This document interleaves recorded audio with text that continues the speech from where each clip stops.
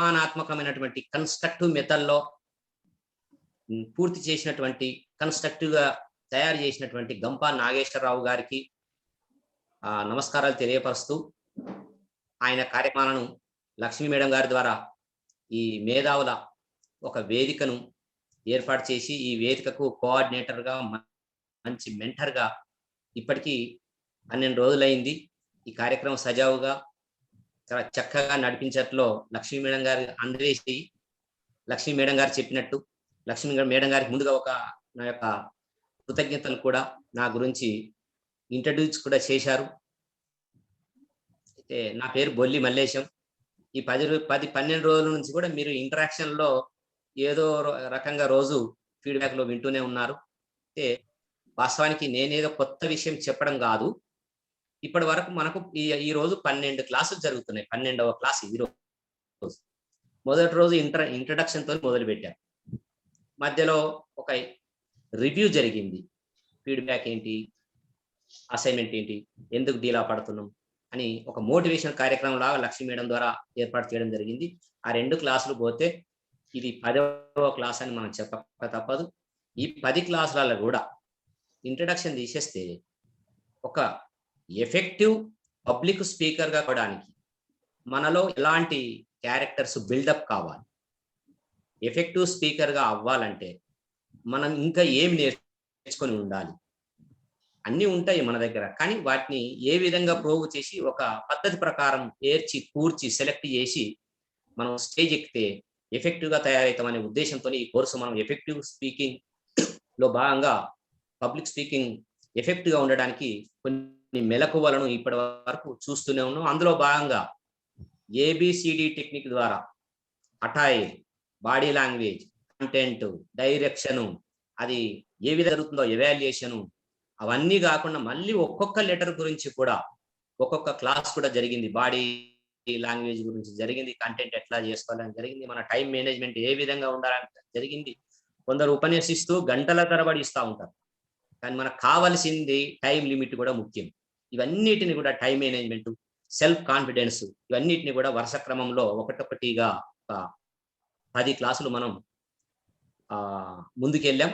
ఇప్పటికే నాకు తెలిసి ఒక గుడ్ న్యూస్ ఏంటంటే ఇప్పుడు ఉన్న ఈ మేధావులందరూ కూడా effective public speaking course certificate తీసుకుంటూ ఉంటున్నారని నా ప్రగాఢ కాన్ఫిడెన్స్. ఇంచుమించు అందరూ కూడా వాళ్ళు చేసినటువంటి అసైన్మెంట్స్ కానీ వాళ్ళు ఇచ్చిన ఫీడ్బ్యాక్లు కానీ ఇప్పుడున్న అందరూ కూడా effective public speaking course certificate with in short time పొందబోతున్నారు అనేది నా ప్రగాఢం. అయితే ఇన్ని కోర్సులు, ఇన్ని మెలకువలు, ఇన్ని పాయింట్స్ మనం తీసుకుంటూ నేర్చుకుంటూ ముందుకు సాగుతున్న క్రమంలో ఇంకా కూడా మనకు సెల్ఫ్ కాన్ఫిడెన్స్ వచ్చింది, టైం మేనేజ్మెంట్ వచ్చింది, బాడీ లాంగ్వేజ్ ఏ విధంగా ఉపయోగించాలో తెలిసిపోయింది, కాంటెంట్ ఏ విధంగా తయారు చేసుకోవాలో తెలిసిపోయింది. ఫుల్ కాన్ఫిడెన్స్ తో స్టేజ్ ఎక్కగలం. స్టేజ్ ఎక్కిన ఒకవేళ ఇంత కాంటెంట్ మనలో ఉన్నా కూడా ఇవన్నిటికీ తోడు ఇంకా నైతిక విలువ అనే అంశం దీనికి జోడించినట్లయితే మన ముందున్న ప్రేక్షకులకు మన ముభావం, మన ముఖ కవలికలు, మన యాటిట్యూడ్, మన అవేర్నెస్, మనలో ఉన్న చైతన్య శక్తి వాళ్ళకి ఏ విధంగా ఉంటుందో అట్రాక్ట్ చేసే విధంగా ఉండడానికి ఈ ఎటికేట్స్ అనే 2 పదాలు ఉన్నాయి. ముందు ఎథిక్స్ అండ్ ఎటికేట్స్ అని ఈ 2 అంశాలను చూస్తే చిన్న అంశాలే, కానీ దైనందిన జీవితంలో ఇవి చాలా పెద్ద అంశాలు. ప్రతిరోజు మన దైనందిన జీవితంలో మనతో ముడిపడి ఉన్నటువంటి అంశాలు ఏంటి అవి? ఎటికేట్స్ అనే ప్రొనౌన్సియేషన్తో ఒకటి ఎటికెట్ అని ఉంది. ఎటికెట్, ఈ 3 రకాలు కూడా పిలిచే అవకాశం ఉంది. అది ఏదేమైనా అది ఒక మర్యాద క్రమము. పబ్లిక్ స్పీకింగ్ లో స్పీకర్ ఉండవలసిన లక్షణాలలో ఎలాంటి మర్యాదలు ఉండాలనో తెలిపేది సభా మర్యాదలు. సభా మర్యాదలు అనేది ఎటికెట్స్ లో మనకు చూడబోతున్నాం. అలాగే ఇంకొక అంశం ఎథిక్స్. ఈ ఎథిక్స్ అనేది నీతి, మన మోరల్ వాల్యూస్, మోరల్ ప్రిన్సిపల్స్. మనం దైనందిన కార్యక్రమంలో ఆఫీసులో బిహేవ్ చేస్తాం, ఇంట్లో బిహేవ్ చేస్తాం, బజార్‌కి వెళ్తాం, బయట ఇంట ఎక్కడున్నా సరే నీలో నీ ప్రవర్తన ఇతరులతో ఏ విధంగా ఉన్నదో తెలిపేదే మోరల్ వాల్యూస్. నీ నీతి నియమాలు, ఇతరులతో బిహేవ్ చేసే క్రమం, ఇవి ఈరోజు పాఠ్యాంశాలు.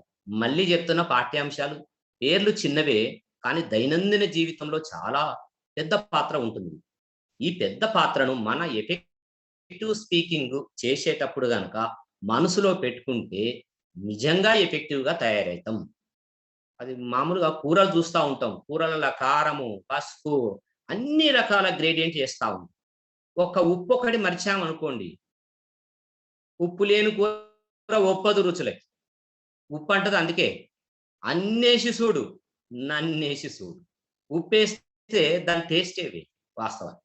అట్లనే ఎంత నియమ నిబంధనలు మనం నేర్చుకున్నా, ఎంత కంటెంట్ మనలో ఉన్నా, ఎంత కాన్ఫిడెన్స్ మనలో ఉన్నా, నీతి నియమాలు కనబడకుండా మనం స్టేజ్ ఎక్కితే, మర్యాదలు మనలో కనబడకపోతే, ఎదుటి వాళ్ళు మనల్ని దూషించే అవకాశం ఉంది, ద్వేషించే అవకాశం ఉంది. వాళ్ళు మన పట్ల అట్రాక్ట్ అయ్యే అవకాశం ఎట్టి పరిస్థితిలో ఉంది. మరి ఏంటి ఆ సభా మర్యాదలేంటి? ఎథిక్స్, సభా మర్యాద. సహజంగా మంచి అట్రాక్షన్‌తో, బాడీ లాంగ్వేజ్‌తో మనం స్టేజ్ మీదకి ఎక్కి కాన్ఫిడెన్స్‌తో నిలబడతాం. అప్పుడు ఏం జరుగుతుంది మొదలు? Just imagination. పెద్ద సభకి మనల్ని ఆహ్వానించారు. మొదలు ఏం చేస్తారు? ఆహ్వానించి ఓ బ్యాడ్జెస్ మనకు బహూకరిస్తారు. తర్వాత అవసరమైతే సభ అక్కడ ఉన్న పరిస్థితుల మేరకు, అక్కడున్న పొజిషన్ మేరకి ఒక బొకే గూడా మన పొజిషన్‌కి అనుగుణంగా ఒక బొకే గూడా అందించే అవకాశం. బ్యాడ్జెస్ ఇస్తారు, బొకే ఇస్తారు, అందరిని కూర్చోబెడతారు. యాంకర్ ముందుకొచ్చి అప్పుడు ఒకరొకరిని మాట్లాడమని పిలుస్తారు. అప్పుడు మన వంతొస్తుంది. అప్పుడు మనం ఒక స్పీకర్‌గా ఆ సభా వేదిక మీద ప్రవర్తించవలసినటువంటి నియమావళి ఏమి? ఒక్కసారి గనక మనం చూసినట్లయితే, స్పీకర్‌కు కొన్ని సభా మర్యాదలుంటాయి. ఒకటి, మన మర్యాద క్రమంలో మొట్టమొదలే లేచి నిలబడ్డప్పుడు, పోడియం దగ్గరకో, మైక్ దగ్గరకు వెళ్ళినప్పుడు అందరికీ చేతులెత్తి నమస్కరించడం మన సంస్కారం. మన సంస్కారం అంతా నమస్కారం ద్వారానే మొదలుగానే వాళ్ళకి తెలియబరుస్తుంది. మనం 2 చేతులు జోడించి నమస్కరించొచ్చు. అక్కడున్న పరిస్థితిని బట్టి ఒక చేయితో కూడా మనం అందరిని తేరిపారా చూస్తూ ఐ కాంటాక్ట్‌లో చెప్పినట్టుగా అందరిని M model, W model, U model, V model అందరిని ఐ కాంటాక్ట్ ద్వారా చూస్తూ వాళ్ళందరినీ పలకరించినట్టుగా ముభావంగా ఉన్న పలకరించినట్టుగానే మనం ఒకసారి వాళ్ళందరినీ ఐ కాంటాక్ట్ ద్వారా నమస్కరిస్తాం. చేతుల ద్వారా చూపిస్తాం.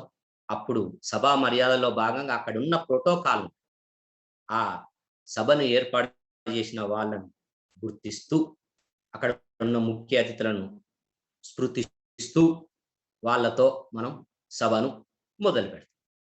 సభను మొదలుపెట్టాం. కంటెంట్ ఉంది. భారీగా ఉంది కంటెంట్. ఎందుకంటే ఈ 10 రోజుల నుంచి కంటెంట్ ఫుల్ మనం రీచార్జ్ చేసుకున్నాం. అయితే కంటెంట్‌తో పాటు మనము మన ముందున్న ఆడియన్స్‌తో ఏ విధంగా ఉండాలి?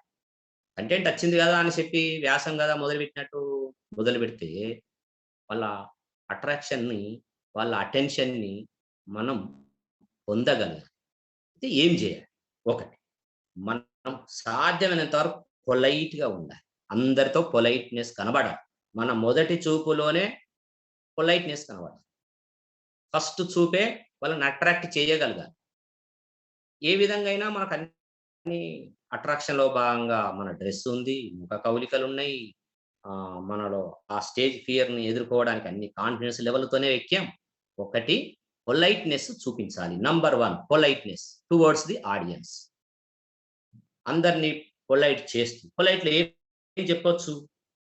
Thank you, thank you, thank you one and all అనే ఉద్దేశంతోని గూడా ఒకసారి అంత స్టేజ్ వైపు తిరిగి చూస్తూ కూడా అక్కడ ఉన్న చోటు నుంచి అందరిని గూడా ఐ కాంటాక్ట్ ద్వారా ధన్యవాదాలు చెప్పుకోవచ్చు. ఆ పొలైట్‌నెస్ అనేది వాళ్ళలో కనబడాలి. ఫస్ట్ ఇంప్రెషన్, లాస్ట్ ఇంప్రెషన్ కావద్దు. ఎల్ఓఎస్‌టి లాస్ట్ ఇంప్రెషన్ కావద్దు. ఎల్ఏఎస్‌టి లాస్ట్ ఇంప్రెషన్. మనకు మొదట్లో జెప్పారు. మన మొదటి ఇంప్రెషనే ఎట్టి పరిస్థితుల్లో పోగొట్టుకో. ఇకపోతే మన సింబల్స్ ద్వారా వాళ్ళకు నమస్కరిస్తాం. ఎప్పుడన్నా అల్లరైనా, ఓపిక పట్టమని చెప్పిన చేతుల సింబల్స్ ద్వారా కూడా వాళ్ళను అదుపు చేసే కార్యక్రమం మన దగ్గర ఉంది. అంటే మనం సిగ్నల్స్ ద్వారా, వివిధ రకాల సింబల్స్ ద్వారా, మన ముఖ కవలికల ద్వారా వారిని మనం కట్టడి చేయొచ్చు. కాకపోతే మనం చెప్పే టాపిక్ అనేది స్పెసిఫిక్‌గా ఉండాలి. టాపిక్ ఎట్టి పరిస్థితుల్లో స్పెసిఫిక్‌గా ఉండాలి. మనం ఎంత స్పెసిఫిక్‌గా టాపిక్ చెప్దామని పోయినా అప్పుడప్పుడు పక్కదారి పట్టే అవకాశం ఉంది. పక్కదారి పట్టే అవకాశం ఉంది. నేను ఒక చిన్న జోక్ చెప్పాలనుకుంటున్నా ఇక్కడ. మీరందరూ సహకరిస్తే. ఒక జోక్ ఏంటంటే, ఒక పిల్లవాడు 10వ తరగతి పిల్లవాడు అనుకుందాం. ఆవు వ్యాసం నేర్చుకున్నాడు. ఆవు ఎస్సే రైటింగ్‌లో ఆవు వ్యాసం నేర్చుకున్నాడు. అతనికి ఆవు గురించి పర్ఫెక్ట్‌గా తెలుసు. ఇది జోక్ అండి. జోక్. Just for comedy. ఆవు గురించి వ్యాసం బాగా నేర్చుకుంది. ఏమని? ఆవు తెల్లగా ఉండును. ఆవుకు 4 కాళ్ళుండును. ఆవు హిందువుల పవిత్ర జంతువు. సో అండ్ సో ఆవు గురించి పర్ఫెక్ట్‌గా ఉంది. కానీ ఎగ్జామ్ పోయి కూర్చున్న తర్వాత రైలు వ్యాసం రాయమనొచ్చింది. అబ్బాయి ఒకసారి తేరిపార పరీక్ష పేపర్ చూసేసరికి అందులో లేదు. తను నేర్చింది ఆవు వ్యాసం. కానీ వచ్చింది రైలు మీద వ్యాసం రాయమనొచ్చింది.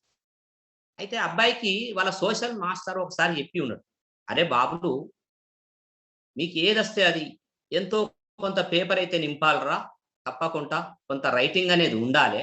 ఉంటేనే ఎంతో కొంత నీకు మార్కులేసే అవకాశం ఉన్నది" అనే మాటలు గుర్తొచ్చి అబ్బాయి రైలు గురించి అసలు బొత్తిగా అవగాహన లేదు. అయినప్పటికిని రైలు గురించి వ్యాసం రాయడం మొదలుపెట్టిండు. రైలు సికింద్రాబాద్ స్టేషన్‌లో బయలుదేరినది. బయలుదేరినప్పుడు దాని sound tuck, tuck, tuck, tuck spelling టక్, టక్, టక్, టక్. ఇగ రాస్తూనే ఉన్నాడు. టక్కు, టక్కు, టక్. అప్పుడు రైలు దాని వేగం పుంజుకునేసరికి దాని సౌండ్‌లో గూడా మార్పొచ్చినది. అప్పుడు దాని సౌండు టక్, టక్, టక్, టక్, టక్, టక్, టక్, టక్, టక్. అప్పుడు అది బ్రిడ్జి దాటుతున్నప్పుడు దాని సౌండు టక్, టకు, టక్, టకు, టక్, టకు, టక్. ఈ విధంగా పిల్లవాడు ఆ 2 అక్షరాలు స్పెల్లింగ్ టక్, టక్ మించి ఇంకేది రాయట్లేదు. అట్లు రాస్తూ, రాస్తూ, రాస్తూ ఒక ఐడియాకొచ్చేసింది. రైలు పచ్చిక బయళ్ళ నుంచి బయలుదేరుతున్నది. అప్పుడు ఆ పచ్చిక బయళ్ళలో ఆవు గడ్డి మేయుచున్నది. ఒక దృశ్యం కనబడ్డది. వానికి ఎందుకో ఇమాజినేషన్ వచ్చింది. ఆవు మళ్ళీ లైన్‌లోకొచ్చింది.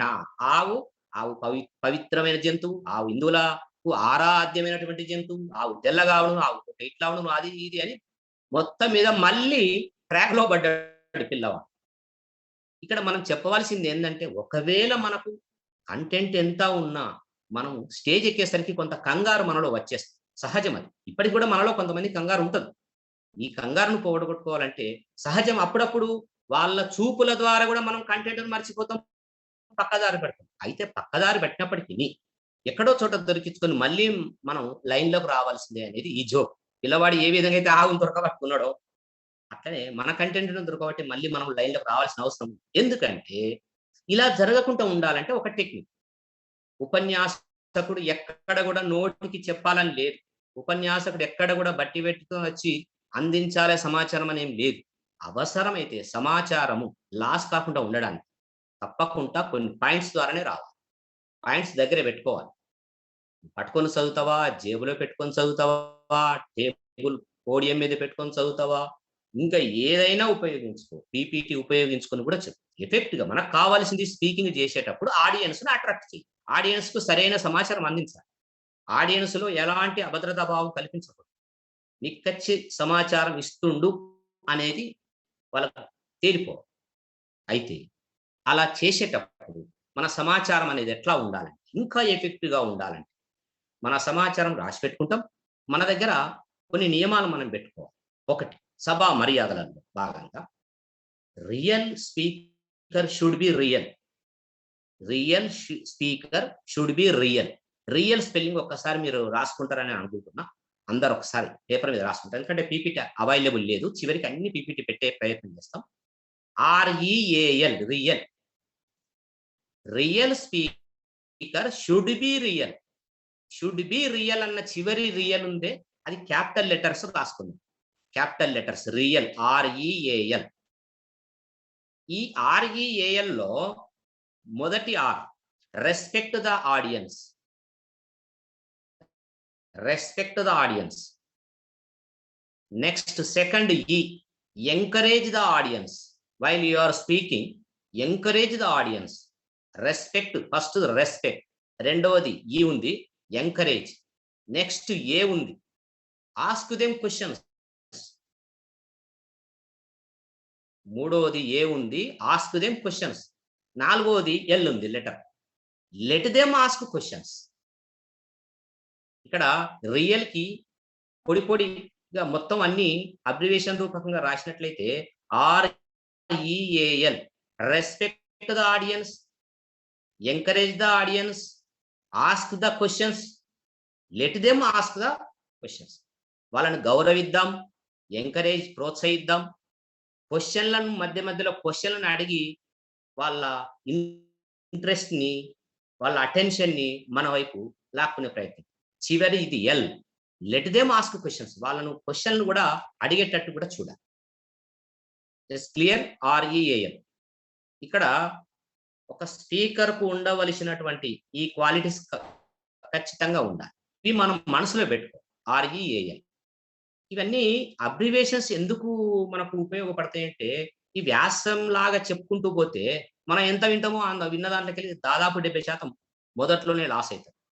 కమ్యూనికేషన్ అనేది లాస్ జరగకుండా ఉండాలంటే రిటర్న్ రూపకంగానే ఉండాలి. ఇంకా అందులో మనం పొడి పొడి అక్షరాలు మన మైండ్ లో కనుక పెట్టుకున్నట్టయితే, ఇప్పుడు ABCDE అనే క్లాస్ ఎంత అద్భుతం అనిపించింది. అందులో అబ్రివేషన్స్ ఉన్నాయి కాబట్టి చాలా అద్భుతం అనిపించింది. ఇప్పుడు కూడా real, respect, encourage, ask questions, let them ask questions. ఇది. ఇకపోతే పబ్లిక్ స్పీకరు ముందున్నటువంటి ఆడియన్స్ కు బాగా నచ్చాలి అంటే మనకు కొన్ని మర్యాదలు, ఇంకా కొన్ని మర్యాదలు ఉండాలి. ఏముండాలి? మనం ఏమన్నాము?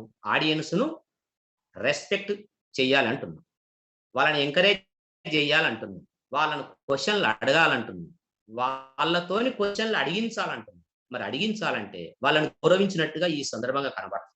ఇంకొకటి 3D ఫార్ములా అని పెట్టుకోవాలి మనం. 3D. నెక్స్ట్ ఇంకొకటి కూడా రాసుకుంటారని కోరుకుంటున్నాం. 3D, capital D, 3D, 3 Dలు. ఏదైనా ఒక పబ్లిక్ స్పీకరు ఒక విషయంపై మాట్లాడుతున్నాడు అన్నప్పుడు అదొక ఇష్యూ కావచ్చు, ఒక సమావేశంలో ఒకరి గురించి గొప్పగా చెప్పే స్తుతించే ప్రోగ్రాం కావచ్చు, ఏదైనా కార్యక్రమం విజయవంతానికి సూచనలు ఇచ్చే స్పీకింగ్ కూడా కావచ్చు. అలాంటప్పుడు ముందున్న వాళ్ళందరినీ గౌరవించేటట్లుగా ఉండాలని 3D ఫార్ములా పాటించాలి. ఏందా 3D? What are they? First D, just debate. నువ్వు అనుకున్న సమస్య మీద డిబేట్ పెట్టు. Debate. First D, debate. Second D, discuss. Third D, decide. 3D formula. Shall I repeat again? 3D formula. First D, ఒక issue పైన, ఏ ఇష్యూ అన్నా కానీ డిబేట్, ఒక డిబేట్, ఒక వేదికను ఏర్పాటు చేస్తున్నాం. చూడండి, ఈ ఇష్యూ మీద డిబేట్, డిస్కస్, దెన్ డిసైడ్. అప్పుడు ప్రజాస్వామ్య పద్ధతి ప్రకారం మనకు అక్కడ ఉన్న వాళ్ళు సూచనలు, సలహాలు, వాళ్ళ మీద రెస్పాన్స్ ఫీల్ అవుతూ వాళ్ళే మనకు సూచనలు ఇస్తారు. వాళ్ళే సమస్యకు సాధన కనుక్కున్న వాళ్ళు తయారు. ఇది 3D. ఈ విధంగా ఎప్పుడైతే నీవు స్టేజీని వాళ్ళను కొంచెం గౌరవించినట్టుగా వాళ్ళ మనసులో పడ్డదో 50% నీ పట్ల పాజిటివ్ దృక్పథం వాళ్ళలో ఏర్పడ్డట్టే. వాళ్ళలో ఏర్పడితే సరిపోదు, మనకు కూడా మనం ఏమంటున్నాం, వాళ్ళని ఏమని సంబోధిస్తున్నాం? ప్రేక్షక దేవుళ్ళకి అంటున్నాం. మరి పెదవులతో అనడం, చేతలకు దూరం ఉండడం కాదు కదా. నిజంగా దేవుళ్ళే కదా, ప్రేక్షక దేవుళ్ళే కాబట్టి వాళ్ళను దేవుళ్ళలాగా భావించి తప్పకుండా గౌరవించినట్లయితే మనకి, వాళ్ళకి, సభకి, సభికులకి, వేదికకు, ముందున్న వాళ్ళకు సత్సంబంధాలు ఏర్పడతాయి. ఇకపోతే మనము మాట్లాడేటప్పుడు కొంత పీపీటీ అనేది ఉంటుంది మన దగ్గర. అలా అని చెప్పి పీపీటీని ఎక్కువ మోతాదులో ప్రదర్శించినట్లయితే కాన్సన్ట్రేషన్ పీపీటీ మీద పోతుంది. ఎంతసేపు మనం వాళ్ళను రాసుకోవడానికి పిలవలేదు, సమాచారం వాళ్ళ మనసులో కుదించాలి, మస్తిష్కంలోకి ఎక్కించాలి. అందుకే కాబట్టి మనం ఇచ్చేది ఆ రాత పీపీటీ ఏదైతుందో మనకు ఉపయోగపడగలగాలి. మనం వాళ్ళకి చెప్పగలగాలి. విన్నదాన్ని ఎక్కువ రోజులు గుర్తుపెట్టుకుంటాం. అలాగే మనం సబ్జెక్టు లాస్ కాకుండా సమాచారంని ఎట్టి పరిస్థితుల లాస్ జరగకుండా ఉండడానికి పీపీటీని ఉపయోగించి ఎఫెక్టివ్‌గా చెప్పడం జరుగుతుంది. పీపీటీ ఉపయోగిస్తున్నాం, మర్యాదలు పాటిస్తున్నాం, మధ్య మధ్యలో క్వెషన్‌లు వేస్తున్నాం వాళ్ళకి. అప్పుడప్పుడు ఇంటరాక్షన్ పద్ధతి మనం మొదలుపెట్టాలి. ఇంటరాక్షన్. ఈ మర్యాదలలో ఇదొకటి ఇంటరాక్షన్ కూడా మళ్ళీ పొలైట్‌గా ఉండడం, హానెస్ట్‌గా ఉండడం, సభికులను గౌరవించడం, వాళ్ళను క్వెషన్‌లు అడగడం, మనము వాళ్ళతోని అడిగించడం, ఎంకరేజ్ చేస్తూ, ఆ చెప్పిన వాళ్ళలో కొన్ని క్వెషన్స్ నిజంగానే కరెక్ట్‌గా చెప్పే అవకాశం ఉంది. కరెక్ట్ చెప్పినప్పుడు yes correct. You are wonderful. Your suggestion is best. మంచి సలహా ఇచ్చారు. అంటే ఇస్తారా సలహాలు మంచి అయినా, చెడ్డ అయినా మనం సమర్థించాల్సిందేనా? కాదు. ఒకవేళ వాళ్ళు గనక రాంగ్ పద్ధతిలో చెప్పినట్టయితే ఫస్ట్ ముందైతే అతన్ని ఎంకరేజ్ చేద్దాం. ఓకే. ఓకే. రైట్. మీరు చెప్పింది బాగుంది. అయితే బట్ కానీ ఒకవేళ ఇది ఇట్లా జరగొచ్చునేమో మీరనుకున్నట్లయితే అని చిన్నగా ఖండించి గూడా మనం వాళ్ళని కూర్చోబెట్టొచ్చు. మొత్తం మీద మొదటి 10 నిమిషాలలో వాళ్ళని మన కంట్రోల్‌లోకి గనుక తెచ్చుకుంటే తప్పకుండా మీరిచ్చే సమాచారం వాళ్ళకు 100% చేరుతుంది. అది పాజిటివ్‌గా చేరుతుంది. వాళ్ళలో ఒక మోటివేషన్ జరుగుతుంది. ఒక కాన్ఫిడెన్స్ పెరుగుతుంది. వాళ్ళలో చేసే తత్వం ఏర్పడుతుంది. రెస్పాన్సిబిలిటీ ఫీల్ అవుతారు. ఇన్‌స్పైర్‌కి లోనవుతారు. ఇంటరాక్టివ్‌లో పాల్గొంటారు. ఇంట్రెస్ట్ క్రియేట్ అవుతుంది. అన్నప్పుడు మనం ఇచ్చే స్పీకింగ్ అనేది సక్సెస్ అయినట్టే. అంటే మనము ఇచ్చే స్పీకింగ్ సక్సెస్ అవ్వడానికి, మన స్పీచ్ సక్సెస్ అవ్వడానికి ఏం మర్యాదలు పాటించాం? ఇవే సభా మర్యాద. పోగానే వాళ్ళను నమస్కరించడం, స్తుతించడం, వాళ్ళను ఒక రకంగా అట్రాక్ట్ చేయడం. ఓ చిన్న జోకో, ఓ కథనో, ఓ స్టోరీ ఎందుకు చెప్దాం? సహజంగా ఎప్పుడైనా ఎవరైనా కొంత మన పరిధి దాటి వేరే బయట ఆలోచన కూర్చునే అవకాశం ఉంది. ఓ కథ చెప్తూ అన్నప్పుడు కథలకు కట్టిపడేయొచ్చు పబ్లిక్. మన మాటలు ఎలా ఉండాలి? మైమరిపింపజేసేటట్టు ఉండాలి. మన యాక్షన్స్ ఆకట్టుకోవాలి వాళ్ళని. ప్యాసివ్‌గా ఉండకూడదు. మన వాయిస్ గూడా వాయిస్ మాడ్యులేషన్‌లో చెప్పారు. మన వాయిస్ గూడా అవసరం మేరకు పెంచాలి, అవసరమైతే దించాలి. మన స్థాయిని బట్టి వాళ్ళు చూడాలి మన మన వైపు. ఎట్టి పరిస్థితిలో మనము మాట్లాడి వేదిక దిగేంత వరకు వాళ్ళ దృష్టి మరల్చకుండా మనం గనుక మాట్లాడితే సక్సెస్ అక్కడే వచ్చింది. చప్పట్ల ద్వారా మనకు కనబడుతుంది. వాళ్ళ రెస్పాన్సెస్ ద్వారా మనకు వచ్చేస్తాయి. ఎవాల్యుయేషన్ కూడా చేసుకోవచ్చు. మన స్పీకర్ మనం స్పీచ్ ఇచ్చేటప్పుడు ఒక స్పీకర్ స్పీచ్‌ని ఏ విధంగా అందింది అది కూడా తెలుసుకోవాల్సిన అవసరం ఉంది. అది మన మొదట్లో బాడీ లాంగ్వేజ్‌లో ఎవాల్యుయేషన్‌లో వచ్చింది. కానీ ఇక్కడ మనం మర్యాదలలో గూడా మనం దాన్ని అసెస్ చేసుకోవాలి. ఏమని? ఎవాల్యుయేట్ చేసుకోవాలి. మన స్పీచ్ ఎంతవరకు అందింది? మనం ఇచ్చాం, వచ్చాం. వన్ సైడ్ అయిపోతుంది. అది నెరవేరిందా లేదా? వాళ్ళకి చేరిందా లేదా? చేరిందా లేదా? ఎట్లా అసెస్ చేసుకోవచ్చు? ఎట్లా ఎవాల్యుయేట్ చేసుకోవచ్చు? దీనికి గూడా ఒక అబ్రివియేషన్ ఉంది. రాసుకుందాం. మన ఎవాల్యుయేషన్ షుడ్ బి సూరత్. మన evaluation should be SURAT. SURAT అనేది క్యాపిటల్ లెటర్స్ రాసుకుందాం. చివరికి SURAT. SURAT. Our evaluation should be SURAT. లాస్ట్‌కున్న సూరత్‌ని క్యాపిటల్ లెటర్స్ రాసుకుందాం. రైట్. ఏంటా సూరత్? సూరత్. మొదటి లెటర్ ఎస్. మన ఎవాల్యుయేషన్ అనేది సింపుల్‌గా ఉండాలి. ఎస్ అనేది సింపుల్‌గా ఉండాలి. వాళ్ళని మనం ఏదో చెప్పినట్టు మనది మనమే ఫీల్ అయ్యి పెద్ద పెద్దగా క్వెషన్‌లు అడిగితే వాళ్ళు కంగారు పడే అవకాశం ఉంది. కన్‌ఫ్యూజ్ అయ్యే అవకాశం ఉంది. కన్‌ఫ్యూజ్ అయ్యి మనను కంగారు పెట్టే అవకాశం. సో, మొదటి letter simple. S for simple. మన క్వెషన్ ఎట్లా ఉండాలి? సింపుల్‌గా ఉండాలి. ఏమయ్యా? రామయ్య అర్థమైందా? ఇదే గదా నేను జెప్పింది. Yes correct. అలా సంభాషణ జరుగుతుంది. సింపుల్‌గా ఉండాలి. మనం ఏదైతే అడగదలుచుకున్నామో, ఏదైతే ఎవాల్యుయేట్ చేయదలుచుకున్నామో అది అడిగే పద్ధతి సింపుల్‌గా ఉండాలి. సడెన్‌గా వాళ్ళని లేపి, ఓ రాయి వాళ్ళ నెత్తి మీద ఏసినట్టయితే, వాళ్ళ అభద్రతా భావానికి లోనై మల్లో రవ్వుతూ ఎవరి మీద చేస్తాడో, ఎందుకైనా మంచిది వెనకకేనే జారుకుందామనే ఆలోచన చేసే అవకాశం ఉంది. అలా చెయ్యదు. ఫస్ట్ లెటర్ ఎస్, సింపుల్ గా ఉండాలి. Next you. యు అన్నోటీస్డ్ గా ఉండాలి. అంటే నువ్వు ఎప్పుడు అడుగుతావో తెలియదు, అసలు అడుగుతావా అడగవా కూడా తెలియదు. ఇగో నేను ఇప్పుడు అడుగుతా, మీరు బాగా వినండి అంటే బాగుండదు. మనం పాఠాలు చెప్పినట్టయితే ఎవడైనా సరే ఈ దేశంలో పాఠం అంటే పారిపోతారు, అదే పాఠాలంటే పరవశిస్తారు, దగ్గరకు వస్తారు. మన మాటలకు దగ్గరికి వచ్చే అవకాశం. కానీ పాఠం చెప్తా అంటే ఎవ్వరు వినే స్థితిలో లేరు ఈ రోజులలో. సో మనం ముందే నేను క్వశ్చన్లు అడుగుతానని భయపెట్టకూడదు. యు ఆర్ అన్నోటీస్డ్ అంటే చెప్పా పెట్టకుండా అడగాలి. నెక్స్ట్ లెటర్ ఏమి చెప్పగలుగుతారా? మీరు చాట్ బాక్స్ లో పెట్టగలుగుతారా? సూరత్లో 3rd letter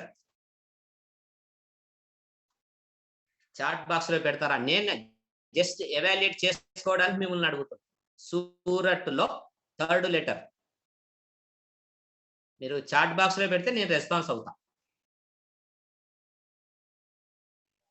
S yes yes. నేను ఎందుకు ఎంకరేజ్ మీద అంటే మన పద్ధతి ఇక్కడ మిమ్మల్ని ఎంకరేజ్ చేసుడు కాదు. మనం స్పీకర్ గా ఆ వచ్చిన సమాధానం కొద్దిపాటిగా మనం ఎంకరేజ్ చేసినట్లయితే వాళ్ళు ఏ విధంగా వింటున్నారో తెలుసుకోగలిగిన వాళ్ళమే. Yes right. ఆర్ అనేది రెగ్యులర్ గా జరగాలి, అంటే నిరంతరంగా జరగాలి. మనము మాట్లాడుతూ పోతా ఉంటే మనం కొట్టిన కొద్దీ మన ముందున్న వాళ్ళు జోకు అవకాశం ఉంది. మనం మాట్లాడుతూ ఉన్నప్పుడు ఏకాటి కాకుండా కొంతమంది అలసిపోయి మన టెంట్ కిందకి వచ్చి కూర్చొని నిద్రపోతారు, ఇదేదో టెంట్ కింద చల్లగా ఉందని. అందుకోసమని మనం చెప్పే దాంట్లో రెగ్యులర్ గా ఏమవుతుందా, నేను చెప్పేది క్లారిటీ అయినా, ఏమైనా డౌట్ ఉంటే చూద్దాం చేద్దాం. ఓకే, నువ్వు చెప్పేది బ్రహ్మాండంగా ఉంది, నీ సజెషన్ కూడా పరిగణలోకి తీసుకుంటాం, నిన్నే ఇది చేద్దాం. Right. SURAT sir, SURAT. SURAT,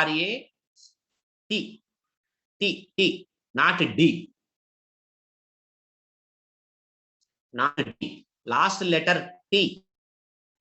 right.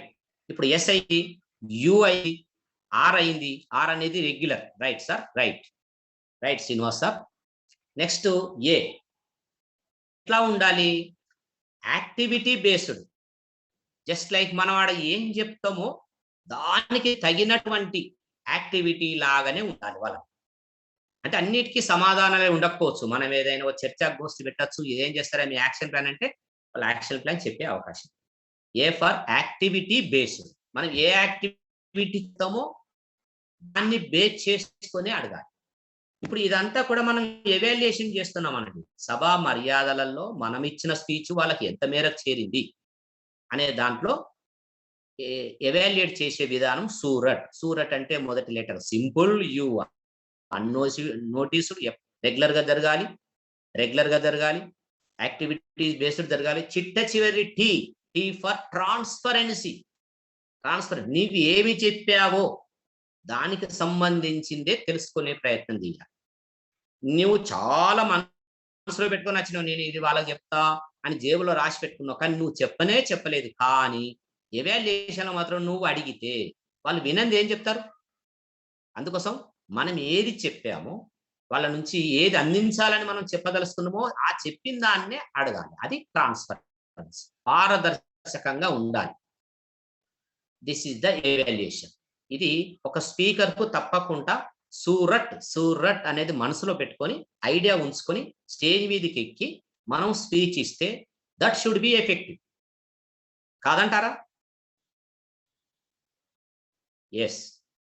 ఇప్పటి వరకు మనం ఏం చెప్తున్నామండి? వాళ్ళతో పొలైట్ గా ఉండాలి, రెగ్యులర్ గా వాళ్ళను స్తుతిస్తూ ఉండాలి, వాళ్ళ కాన్సన్ట్రేషన్ దెబ్బతినకుండా చూడాలి, వాళ్ళని గౌరవిస్తూ అందరిని ఐ కాంటాక్ట్ ద్వారా చూస్తూ మనం చెప్పదలిసిన దాంట్లో వాళ్ళని ఇన్వాల్వ్ ఎట్లా respect, encourage, ask questions, let them ask questions ద్వారా వాళ్ళని ఎంకరేజ్ చేస్తూ వాళ్ళని పార్టిసిపేట్ చేస్తూ ఉన్నాం. ఇదంతా జరిగిన తర్వాత నిజంగానే కరెక్ట్ డైరెక్షన్ లో వెళ్ళిందా లేదా అని ఎవాల్యుయేషన్ కూడా చేసుకున్నాం. ఏం ఎవాల్యుయేషన్? మన స్పీకింగ్, మనం ఇచ్చిన సమాచారం వాళ్ళకి ఎంత మేర చేరింది అనే evaluation. That should be SURAT. Simple గాను అన్నోటీస్డ్ గాను, రెగ్యులర్ గాను, యాక్టివిటీ బేస్డ్ గాను, ట్రాన్స్పరెన్సీ గాను ఉండవలే. మనం అడగదలిసింది ఏదైతే చెప్తావో అదే అడిగే ప్రయత్నం చేయాలి. ఇది సభా మర్యాద.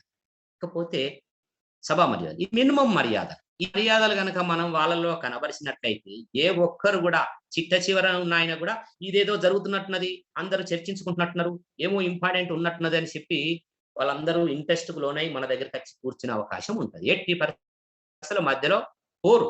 ఎట్టి పరిస్థితిలో పోరు. రైట్. ఇంకొకటి ఇప్పుడు మన దాంట్లో కూడా ఏం డౌట్ వస్తుందంటే మొదట్లో ఆరంభంలో 60 మంది ఉంటున్నారు. మధ్యలో 40 మంది ఉంటున్నారు. క్లాస్ అయ్యేంత వరకు అందరూ ఉంటున్నారు.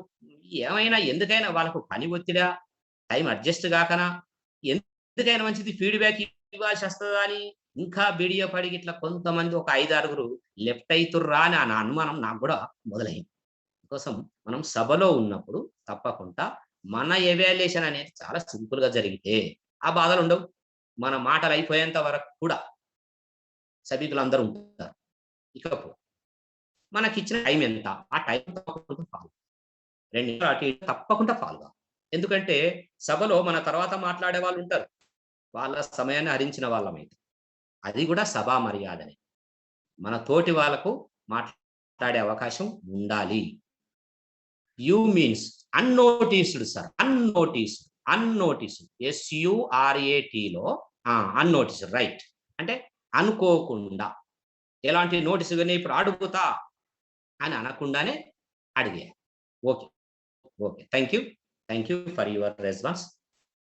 ఇకపోతే సభా మర్యాదల్లో మనకిచ్చిన టైంను ఫాలో అయితూ ఇతరులను మాట్లాడేటట్టు కూడా చూడాలి. ఎందుకంటే మనం ఒక పార్ట్ చెప్తాం. మన తర్వాత వచ్చే స్పీకర్‌లు కూడా కొంత ఇన్ఫర్మేషన్ ఇవ్వవలసిన అవసరం ఉంటుంది. కొన్నిసార్లు మనకిచ్చిన మొత్తం టాపిక్‌ని మనం కొంత చెప్తాం. మన తర్వాత వాళ్ళు కొంత చెప్తారు. మనమే ఉన్నది దానికి టైం మొత్తానికి మొత్తం లాగేస్తుంటే మన తర్వాత వచ్చే వాళ్ళు ఎండింగ్ ఇవ్వలేకపోతే నీవు చెప్పింది కూడా వృధా. So, time limit, time management అనేది కూడా చాలా ఎసెన్స్.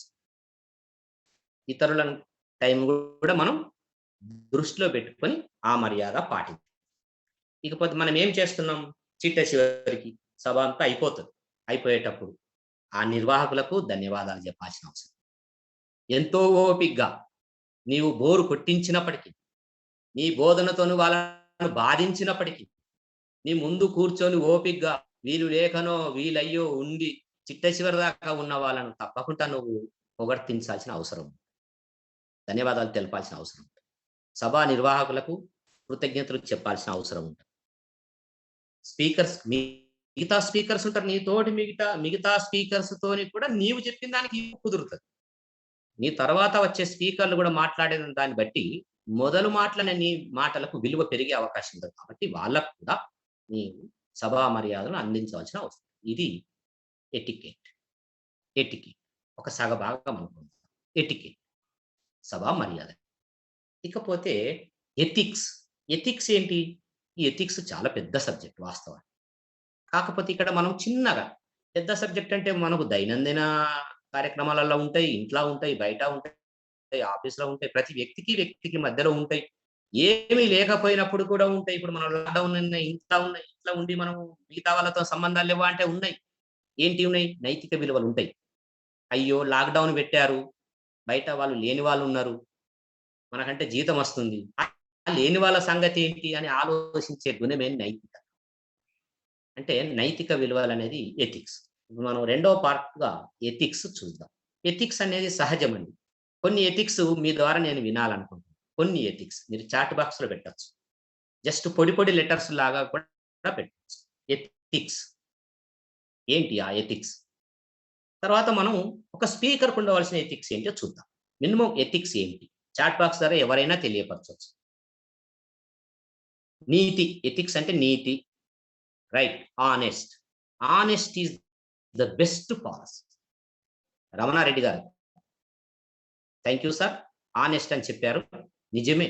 మనకుంది ఒకటి. Honest is the best policy. ఇది మల్లేశం చెప్పింది కాదు. మళ్ళీ తయారు చేసింది.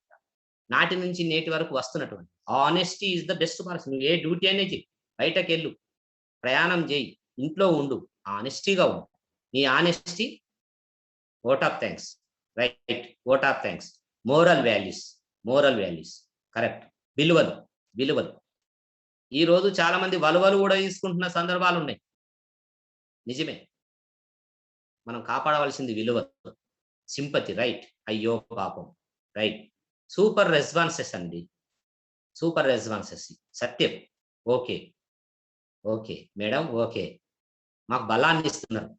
ట్రస్ట్, ట్రస్ట్, నమ్మకం, వర్త్, రెస్పెక్ట్, గౌరవం రైట్. నేను మీకు ఇచ్చే గౌరవం.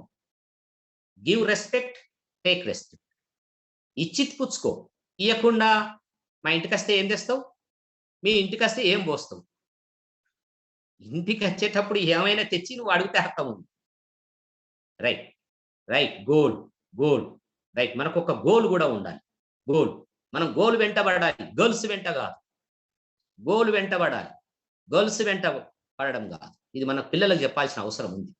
ఒక గోల్ మనం పెట్టుకోవాల్సిన అవసరం ఉంది. ఇవన్నీ కూడా నైతిక విలువల కిందికి వస్తాయి. Standards of behaviour right. మన బిహేవియర్ ఇతరులతో, ప్రకృతిలో మన బిహేవియర్, ఒకరున్నా లేకున్నా, ఒకరు చూసినా ఒకరు చూడకున్నా, మన బిహేవియర్ ఏ విధంగా ఉందో అది మాత్రమే బిహేవియర్. మాకు పోయిన క్లాసులో చెప్పారు. ఇప్పుడు లాక్డౌన్ పెట్టారు. ఒక చోట ముగ్గురు కలిసి బండి మీద వెళ్ళొద్దని ఉంది. వెళ్తున్నారు. ఆ పోలీసు వాళ్ళు లేరు. లేకపోతే ఏం చేస్తాం? ప్రస్తుతం సార్ పోలీసు వాళ్ళు లేరు కాబట్టి వచ్చినా అంటాడు. పోలీసు వాళ్ళు ఉన్నా లేకున్నా నీవు ప్రవర్తించిన తీరు తెలిపేదే బిహేవియర్. వాస్తవానికి మనకి ఈ పోలీస్ డిపార్ట్మెంటే అవసరపడదు. నైతిక విలువలు అందరూ సక్రమంగా పాటిస్తారు. నిజమే. మొదటి లాక్డౌన్ కు ఈ రెండవ లాక్డౌన్ కు తేడా ఇవాళ మనం టీవీలలో వింటున్నాం. మొదటి లాక్డౌన్ లో చాలా ఇబ్బంది పెట్టారట పోలీసు వాళ్ళు. ఈ రెండవ లాక్డౌన్ అనగానే అందరూ సర్దుకున్నారు.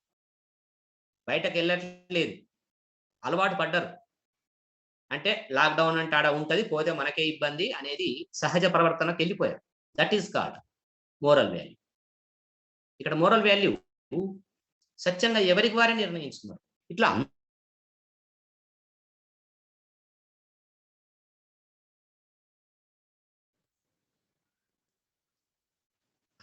ఇలా అందరిలో మోరల్ వాల్యూస్ కనుక డెవలప్ అయి ఉంటే, ఒక ఉపాధ్యాయునిగా, సొసైటీలో మన బాధ్యతగా, ఒక పౌరునిగా మనం అందరిలో కల్పించగలిగితే మనకు కొన్ని డిపార్ట్మెంట్లే అవసరం. అసలు పోలీస్ డిపార్ట్మెంట్ ఎందుకండి? మనం ఇద్దరం కొట్లాడుకుంటేనే కదా. ఇద్దరు ఉద్దండులే, ఇద్దరు తెలిసిన వారులే, ఇద్దరికి చట్టం మీద అవగాహన ఉంది. అయినా అల్లర్లు ఎందుకు అవుతున్నాయి? సో ఇరువైపులా నైతికత ఏర్పడ్డప్పుడు మనకు మనలో, మన ప్రవర్తనలో చూపే ఈ విధానమే నైతిక విలువ. పోతే మీ నైతిక విలువలలో మనం చెప్పేటప్పుడు కొన్ని విషయాలు అందరికి ఆడిబుల్ అండి? Is it audible? Is it audible? అయితే మీరు చాట్ బాక్స్ లో పెట్టే వరకు లేట్ అయితే రైట్. ఇకపోతే కొన్ని సభ మర్యాదలు నేర్చుకున్నాం. ఈ ఎథిక్ వాల్యూస్, కొన్ని ఎథిక్ వాల్యూస్ ఎట్లా ఉండాలంటే మనం ప్రవర్తించేటప్పుడు ఇంకా కొన్ని ఒక స్పీకర్కు ఉండవలసిన ఒక 2 నిమిషాలు చెప్పి మన ఆఫ్ ది రికార్డ్ కట్ చేస్తాం. ఏంటి ఈ ఎథిక్ వాల్యూస్? సభలో మాట్లాడేటప్పుడు కొన్ని సభలలో గందరగోళం చెలరేగుతుంది. స్పీకర్ మాట్లాడుతుంటాడు, కానీ సభికుల నుంచి గందరగోళం మొదలవుతుంది. ఎందుకై ఉంటది? చాట్ బాక్స్ ద్వారా తెలుసుకోబోతుంది. సభలో మనం మాట్లాడుతున్నప్పుడు అప్పుడప్పుడు గందరగోళం నెలకొంటుంది. ఎందుకై ఉంటది? చాట్ బాక్స్ ద్వారా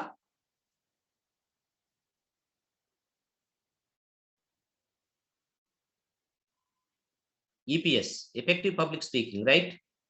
కన్ఫ్యూజన్ సిచ్యుయేషన్ రైట్. మనం కన్ఫ్యూజన్ చెప్పినప్పుడు, మనలో స్టెబిలిటీ లేనప్పుడు, when interaction with audience last, interaction మనకు ఆడియన్స్ తో తెగిపోయినప్పుడు, సంబంధాలు తెగిపోయినప్పుడు గందరగోళ ప్రశ్న రైట్, రైట్, రైట్. బోర్ కొడితే తప్పకుండా మనం ఎంతసేపు మనం ఏమనుకుంటాం? మాస్తు రాసుకొచ్చినాం, ఈ రాసుకొచ్చిందంతా నేను బోధిస్తాను మనం అనుకుంటాం. బోధించుడా పాడా? మన బోధించుడు వాళ్ళని బాధించినట్టుగా వాళ్ళు ఫీల్ అవుతారు. మన బోధన ఎప్పుడు కూడా బాధన కాకూడదు. మన బోధన బాధించేటట్టుగా ఉండకూడదు. వాళ్ళ మనసును కుదించగలగాలి, మస్తిష్కంలోకి ఎక్కించగలగాలి. ఇవన్నీ గూడా ఇవన్నీ కూడా ఇన్‌కన్వీనియన్స్, వెరీ గుడ్ ఇన్‌కన్వీనియన్స్. అక్కడ ఉన్న పరిస్థితుల వల్ల గూడా గందరగోళం చెలరేగావు. అవన్నిటిని గూడా మనం కంట్రోల్ చేసుకోగలగాలి. మనం స్టేజ్ పైనే ఉంటాం. ఎలాగో వాళ్ళకంటే పై ఎత్తులోనే ఉంటాం. అన్నిటిని గూడా పరిశీలించి తగిన సూచనలు చేస్తూ. ఇకపోతే అక్కడ మనకు తెలిసిన వాళ్ళు ఒక హెచ్ఎం స్పీకర్‌గా ఉంటాడు అనుకుందాం. హెచ్ఎం స్పీకర్‌గా ఉంటాడు. ఆ సభలో హెచ్ఎం మాట్లాడే అవకాశం వచ్చింది. అక్కడ అటెండరు స్టేజ్ కింద ఉంటాడు. "అరేయ్! ఇట్రా రా కొద్దిగా నీళ్ళు తీసుకురా" అన్నామనుకోండి అటెండర్. అటెండరు అభద్రతా భావానికి లోనయితాడో లేడో, అటెండర్ ఫీల్ అయితాడో కాదో, కానీ ముందున్న సభికులకు కోపమొస్తది. ఏంటి ఈ మాస్టర్ దగ్గర అంత పొగరెందుకు అని బయటకు అనకున్నా మనసులో అనుకుంటారు. అప్పుడు మన image damage. Complete image damage. నీ సబ్జెక్ట్ ఎంతున్నా, నీ కోటు ఎంతున్నా, నీకెన్ని విలువలున్నా, అక్కడ మన విలువలన్నీ డ్యామేజ్ అయినట్టే లెక్క. అంటే మనకంటే తక్కువ వారు సభికులు మన ముందున్నా వారిని ఏ విధంగా గౌరవించొచ్చో ఆ విధంగా తప్పకుండా గౌరవించాల్సిందే. నువ్వక్కడ స్పీకర్‌వి. అక్కడ ముందున్న వాళ్ళు ప్రేక్షక దేవుళ్ళు. కాబట్టి దేవుళ్ళను దేవుళ్ళలాగే చూస్తే ఏ గందరగోళం ఉండదు. రైట్. తర్వాత ఎవరిని కూడా వ్యక్తిగతంగా పొగడవలసిన పని లేదు. అలా మనకు ఇద్దరు ముగ్గురు తెలిసిన వాళ్ళుంటారు. ఎంతసేపు ఆ తెలిసిన ఇద్దరు ముగ్గురిని పట్టుకొని, "ఆ! రామయ్య నువ్వు బాగున్నావా? ఏమి సంగతి ఇంటికాడ అంతా మంచిదేనా?" అంటే మిగతా పక్కనుంటి వాళ్ళకు కోపం వచ్చే అవకాశం ఉంటది. అలా ఏ ఇద్దరితో, ముగ్గురితో కాంటాక్ట్ కరెక్ట్ కాదు. నువ్వు అందరిని ఉద్దేశించి చెయి. నీకు తెలవచ్చు, ఓ వ్యక్తి తెలవచ్చు. ఆ తెలిసిన పేరును నువ్వు ఆడ స్తుతించవచ్చు. కానీ అది కరెక్ట్ కాదు. అందుకోసమని వ్యక్తిగతంగా ఎవరిని కూడా మనం ఇన్సిస్ట్ చేయవలసిన పని. ఇకపోతే కొన్ని విషయాలు మనం మాట్లాడకపోతే, ఆడ గందరగోళ పరిస్థితులు ఎట్టి పరిస్థితుల్లో రావు. ఏంటి ఆ విషయాలు? ఒకటి, నెగెటివ్ భావనలు ఎట్టి పరిస్థితుల్లో మాట్లాడవద్దు. నెగెటివ్ భావనలు. నంబర్ 2, రాజకీయాల జోలికి వెళ్ళొద్దు. ఎట్టి పరిస్థితుల్లో రాజకీయాల జోలికి వెళితే, నేను టీఎంసీ అని ఓడంటాడు. ఓడు ఇంకొక పార్టీ అంటాడు. ఒక పార్టీ అంటాడు. ఓడు ఇంకొక పార్టీ. నేను మన రాజకీయ పార్టీల గురించి చెప్పట్లేదు.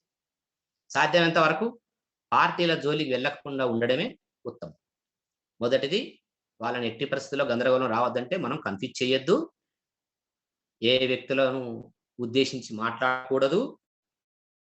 రాజకీయాలు అసలే మాట్లాడవద్దు. రైట్. రైట్. కులాల ప్రస్తావన అసలే రావద్దు. రైట్. రాకేష్ గారు మతాలు స్పృశించకూడదు. అన్ని మతాల సారం ఒక్కటే, ఇతరులను ప్రేమించు. అన్ని మతాల సారం ఒకటే, ఇతరులను ప్రేమించు. అన్ని మతాలు చెప్పేది కూడా ఒకటే. కాబట్టి ఏ మతం గురించి, ఒక మతం గురించి చెప్తే చెప్పు. కానీ ఇంకో దాన్ని కంపేర్ చెయ్యి. కంపేర్‌నెస్ మంచిది కాదు. రైట్. సినిమాల గురించి మాట్లాడకూడదు.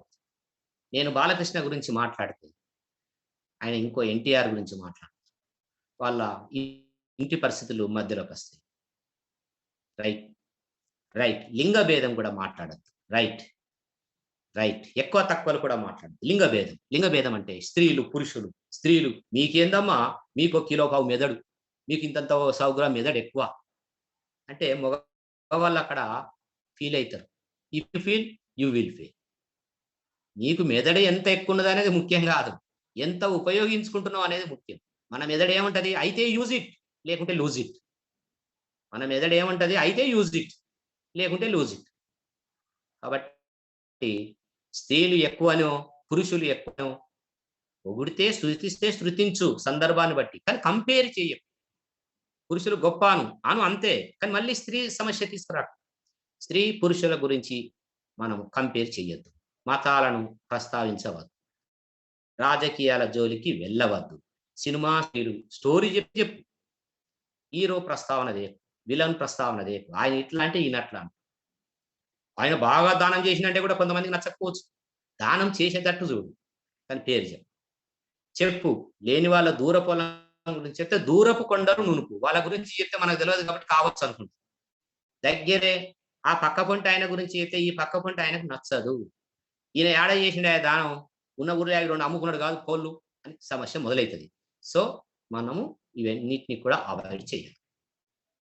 చూశారు గదా! నిజంగానే ఎంత కంటెంట్ ఉన్నా ఇవన్నీ గూడా నేర్చుకొని పోవలసిన కంటెంట్ గాదిది. నేర్చుకొని పోవలసిన కంటెంట్ వేరే ఉంది. మన వేషధారణ వేసుకొని వెళ్ళాల్సిన అవసరం వేరే ఉంది. అన్నిటికి తోడు ఈ విలువలు గనక జోడించి నువ్వు ఒకవేళ స్టేజి పైకి ఎక్కగలిగితే, ఎక్కి అందరిని ఉర్రూతలూగించగలిగితే, చప్పట్ల ద్వారా వాళ్ళను మీరు చల్లబడగొడితే రైట్. భాను సార్ ఏమంటున్నారంటే కాంట్రోవర్సీస్ చెప్పకూడదంటున్నారు. రైట్. 100% కరెక్ట్. 100% కాంట్రోవర్సీస్. ఇది ఇట్లయితే అట్లయితే కాంట్రోవర్సీ ఏది కూడా చెప్పొద్దు. ఇది కావచ్చు, అది కావచ్చు అని. కాంట్రోవర్సీస్ మాట్లాడకపోవడమే మంచిది. ఇంకా ఏమైనా ఉంటే ఈ కోర్సు ఎండ్‌లెస్ సార్. నిజమే మీరు చెప్పినట్టుగా ఈ కోర్స్ ఎండ్‌లెస్. నేనేదో 4 పాయింట్లు రాసుకొని నేను చెప్పడానికి నేను 4 పాయింట్లు స్పృశిస్తా. కానీ చర్చలో రావాలి. అవి తర్వాత వాళ్ళకి నేను పంచాలి. కాబట్టి మీరే కొన్ని పాయింట్లు చెప్పాలి. ఇప్పుడు మనం చెప్పాం. సినిమాలు సృష్టించొద్దు, రాజకీయాలు మాట్లాడొద్దు, మతాల ప్రస్తావన రావద్దు, ఆడ మగ తేడా తేవద్దు, రాజకీయాల జోలికి వెళ్ళొద్దు, కాంట్రోవర్సీస్ మాట్లాడొద్దు, కుల వ్యవస్థ తేవద్దన్నారు. ఇంకా సార్? ఇంకా ఏదైనా? రైట్. ఏదైనా ఉంటే చాట్ బాక్స్‌లో చెప్పండి. వాస్తవం ఈ కోర్స్ ఎలాంటిదంటే ఐన్‌స్టీన్ ఏమంటాడు, I never teach my students. I have to provide situations. I never teach my students. నేను నా విద్యార్థులకు బోధించను. వారే స్వయంగా నేర్చుకునే వాతావరణాన్ని కల్పిస్తాను. ఈ క్లాస్ కూడా నేనేమనుకుంటున్నా అంటే నేనే చెప్పేది ఏం లేదు. నేను ఒక పాయింట్ ఇస్తా, జట్లుగా మనం తయారు చేస్తా, జుట్లు వీక్కొని చర్చించి ఒక బుల్లెట్ పాయింట్స్ మీ ద్వారా రావాలని కోరుకుంటాను. సో ఇంకేమైనా ఉంటే చాట్ బాక్స్‌లో పెడదాం. ఏమైనా ఉంటే డిస్కషన్ చేద్దాం. వాటిని డిసైడ్ చేద్దాం. డిసైడ్ చేసిన పాయింట్లని బుల్లెట్ లాగా వాడదాం. ఇవి. ఇంకా ఏమైనా ఉంటే కూడా చెప్పండి. ఇకపోతే నీతివంతమైన కొన్ని ఇవి మనం ఒక సభికునిగా ఉండవలసినటువంటి లక్షణం. జనరల్‌గా ఆఫ్ ది రికార్డ్ ముచ్చట్లు కొన్ని. మనం మన ఇంట్లో ఉన్న అమ్మాయిని పొద్దున్న లేవగానే పాలవాడొస్తాడు. వాడొద్దు. నిక్‌నేమ్స్ 100%. నెగెటివ్ థాట్స్, వ్యతిరేక భావనలు, నిక్‌నేములు వాళ్ళు వాడవద్దు. నిక్‌నేమ్ వాడితే ఆ నిక్‌నేమ్ నీకు ఆయనకున్నటువంటి ముద్దు పేరు. ఆడ వాడితే మొద్దుగా తయారైతది. ముద్దు పేర్లుగా తయారైతాయి. So good suggestion. నిక్‌నేములు వాడకూడదు. ఇతరులను కంపేర్ చేయొద్దు. అయితే పొద్దుగాలనే పాలవాడొస్తాడు. తల్లి బిడ్డ పాలవాడొచ్చాడు, ఊత పదాలు వాడొద్దు అని పెట్టారు మిమిక్రీ రాసి. రైట్. ఊత పదాలు ఎప్పటికి అదే. ఏదో ఒకటి నేను ఇట్లా మాట్లాడినప్పుడు నా దాంట్లో ఏదో ఉంటది. దాన్ని మిమిక్రీ వాళ్ళు దొరకబడతారు. అలాంటివి రానిచ్చుకోకుండా ఉండదు. ఇప్పుడు ఒక రాజకీయ నాయకుడు ఉన్నాడు. ఏమంటాడు? ముందుకు పోదాం అంటాడు. ఆ రాజకీయ నాయకుడు మనందరికీ తెలుసు. ఓ రాజకీయ నాయకుడు మన దగ్గర ఉన్నాడు. అద్భుతం మన రాష్ట్రం అద్భుతం అని. మన పేరు చెప్పట్లేదు. అంటే వాళ్ళు మాట్లాడేటప్పుడు వాళ్ళలో ఉండే ఊత పదాలు మనం అలా దొరకబట్టద్దు. దొరకబడితేనే ఈజీ ఈ మిమిక్రీ చేసేవాళ్ళకి. రైట్. అయితే అమ్మాయి ఇంట్లో పాలవాడొస్తే పాలు తీసుకురమ్మా అంటది. పాలు తీసుకొస్తూ కడప దాటి వచ్చేటప్పుడు కడప తట్టి పడతది. పాలన్నీ పోతాయి. అప్పుడు తల్లి ఏం చేస్తది? సహజంగా మన ఇళ్ళల్లో వస్తది. ఈ పిల్ల ఎప్పుడు ఇంతే 2 దెబ్బలేస్తది చెంప మీద. కొందరు, అందరు కాదు. ఇక్కడ మనకేం జరిగింది? పాలు వాయే. పిల్లని కొడితే ఏడిసే. పొద్దంతా తల్లి ఏడ్చే. మన నైతికత ఏం జరుగుతుంది ఇక్కడ? ఆలోచించలేకపోతుంది. అంటే ఆవేశం వస్తుంది. మనకు ఆవేశం వచ్చినప్పుడు ఆలోచనలు తక్కువై. ఏందా ఆవేశం? పాలు వాయ. రూ. 50 పాలు వాయ. పాలు పోయినాయి అనే సంగతి నీకు గుర్తుంటే సంతోషం. పాలు పోయిన తర్వాత బిడ్డని 2 దెబ్బలు కొడు. ఒక బిడ్డనే ఏడ్చిందా? బిడ్డ అప్పుడు ఏడుస్తది. పొద్దంతా నువ్వేడుస్తావు. నీకిక్కడ ఏం జరిగింది? ఆవేశం మొదలైంది. ఆవేశం ఎందుకొచ్చింది? ఆవేశంలో మనకు ఆలోచన తక్కువ. ఆపదలో ఆలోచన తక్కువ. మనకు ఆవేశం ఎందుకొచ్చింది? మనము కొన్నిటి పట్ల ఇంకా టైం కేటాయించాల్సిన అవసరం ఉంది. మెడిటేషన్ చెయ్యాలి. మెడిటేషన్ తప్పకుండా మనకు అవసరం. మన గురించి మనం తెలుసుకునేది మెడిటేషన్. భయం వచ్చింది పిల్లకి. రైట్. అమ్మాయికి భయం వచ్చింది. పాలు రూ. 50 అయిపోయినాయి. ఓ 2 దెబ్బలు వేసింది అమ్మాయి. ఇంకొక సంఘటన. ఇద్దరు కొడుకులున్నారు ఇంట్లో. 7వ తరగతి, ఒకళ్ళు 8వ తరగతి. 2 జామకాయలు తిన్నారు. చిన్నోడు జర కొంచెం అల్లరిగా ఉంటాడు సహజంగా. వాడు తిన్నాడు. పెద్దోంది లాక్కున్నాడు. పెద్దోడు పెద్దోంది లాక్కుంటే పెద్దోడు ఏడవబట్టే. ఏడుస్తా ఉంటే తల్లి ఏం చేస్తది? అప్పటి వరకున్న చిన్నోడిని అడుగుతది. ఏమైందంటే నాది లాక్కున్నాడని. లాక్కున్నాడని చెప్పేసరికి ఏం చేస్తావు? ఒక్కటిస్తావు. పెద్దోడు ఏడుస్తున్నాడు. వాడిని ఎలా ఊకుంచాలో ఆలోచించింది పోయి చిన్నోడిని కూడా ఏడిపించడం. ఒకాయల విషయం. అవునంటారా? కాదంటారా? అందరు కాదు. కొందరు. ఎందుకు? ఆవేశం. ఆవేశం మనకు ఆలోచన తక్కువ. అమ్మ అని వాడు పిలవడం, ఏడవడం, ఏమైందిరా అంటే రిజల్ట్ చెప్పడం, రెండో వాడిని కూడా ఇద్దరు ఏడిస్తే మనకు సంతోషమైందా? ఇద్దరి ఆవేదన మన పొద్దంతా మొదలవుతది. రైట్. రైట్. రైట్. అట్లా. ఇలా జరుగుతుంది. ఇకపోతే సమాజంలో కొన్ని నైతిక విలువలుంటాయి. ఫర్ ఎగ్జాంపుల్ డాక్టర్స్ ఉన్నారండి ఇప్పుడు. డాక్టర్స్ ఉన్నారు. సహజంగా మన బ్యాచ్ వాళ్ళందరం, సహజంగా మన వాళ్ళందరం సర్కారు చదువులే గదా మనం చదివినయి. ఇలా ఎంతమంది ప్రైవేట్‌లో చదివారు? అంటే ఏ బీఈడీలో, ఎంఈడీలో, ఎంఎస్సీలో, పీజీలు పక్కన పెడదాం. మినిమమ్ ఎడ్యుకేషన్ అంతా గవర్నమెంట్‌దేనా కాదా? అంతా గవర్నమెంట్‌దే చదివారు. ముఖ్యంగా నేను డాక్టర్ల విషయం చెప్పదలుచుకున్నా. డాక్టర్లు. ఒక డాక్టర్ ఎంబీబీఎస్ డాక్టర్ కావాలంటే సుమారు మినిమమ్ 20-40 లక్షల ఖర్చు ప్రజలది. వాళ్ళందరూ ఏ ప్రైవేట్‌లను ఔట్ ఆఫ్ బొయ్యో చెయ్యలేదు. మనం మన రాష్ట్రంలో, మన దేశంలో ఉండే మన మెడికల్ కాలేజీలలోనే చదివారు. మెడికల్ కాలేజ్ అది మనది. మనదంటే మన డబ్బే అక్కడ గవర్నమెంట్ పెట్టి వాళ్ళని పెంచి పోషించింది. వాళ్ళ చదువు కంప్లీట్ చేపిచ్చింది. యెస్. మరి సుమారు 30-40 లక్షల ఖర్చు ప్రజల నుంచి తీసుకున్నప్పుడు, ఆ డాక్టర్లు ఇవాళ మన దగ్గర మళ్ళీ ఫీజెందుకు వసూలు చేస్తున్నట్టు? నిజమే. వాళ్ళ భుక్తి కోసం కావచ్చు. వాళ్ళ భుక్తి ఎంత అవసరం? వాళ్ళ భుక్తి ఎంత అవసరం? చీమెలు కూడబెట్టినట్టు కూడబెడుతున్నారు. అది నైతికత లేకపోవడం. నైతికత ఎక్కడో కాదు. మనం చూస్తూనే ఉన్నాం హాస్పిటల్. కనికరమే లేదు. పోతూనే, పోతూనే అమౌంట్ 1,00,000 కట్టాలండి అని వేరే వాళ్ళతోని చెప్పిస్తారు. చేయించుకుంటారు. అది డాక్టర్ల విషయం. అంతెందుకు మనము టీచర్‌లమే గదా! మనకు కూడా ఉంది బాధ్యత. రైట్. మనం జేస్తున్నాం. మనం సర్కారు చదువు చదివినాం గాబట్టే సర్కారు పిల్లలకు చదువు తప్పకుండా చెప్తాం. ఆ బాధ్యత వాళ్ళెందుకు చేయకూడదనేది నైతికత. నైతికత లోపించింది. నిజమేనా? కాదా? నిజమే. నైతికత ఉండాల్సిందే గదా! అదొకటి. మనం పొద్దున్న లేచి ఓ షాప్‌కెళ్తాం. ఆ షాప్‌లో వృద్ధురాలొస్తది. కిరాణా సామాను కోడానికి ఓ వృద్ధురాలొస్తది. ఓ చిన్న అమ్మాయొస్తది. ఓ వికలాంగురాలొస్తారు. నువ్వు పోయి నిలబడతావు. వాళ్ళతో కాంపిటీషన్ పొందే ప్రయత్నం చేస్తావు. అక్కడ మన నైతికత అడ్డు రావట్లేదు. మనం ఎందుకు ప్రియారిటీ ఇవ్వకూడదు వికలాంగులకు? ఆ వృద్ధులకి ఎందుకు ప్రియారిటీ ఇవ్వలేకపోతున్నాం? ఇది నైతికత. ఈ నైతికత మనలో ఉంటే ఇది ఏ కోర్సో చదివితే వచ్చేది కాదు. సహజ సిద్ధంగా మొదలవ్వాలి. పిల్లల్లో మనం గూడా ఇవి డెవలప్ చేయాలి. ఇదే మన సంస్కృతి. ఈ నైతిక విలువలు పెంపొందించుకోవడమే మన ముఖ్య ఉద్దేశ్యం. ఎథికల్ బుక్స్ అన్నీ ఉన్నాయి. భగవద్గీత ఉంది. రైట్ సామాజిక విలువలు. మనం ఎందుకు నేర్పలేకపోతున్నాం? నేర్పాల్సిందే తప్పకుండా. అన్నీ నేర్పాల్సిందే. మనకి ఈ ఎథికల్ బుక్స్ ఉన్నాయి.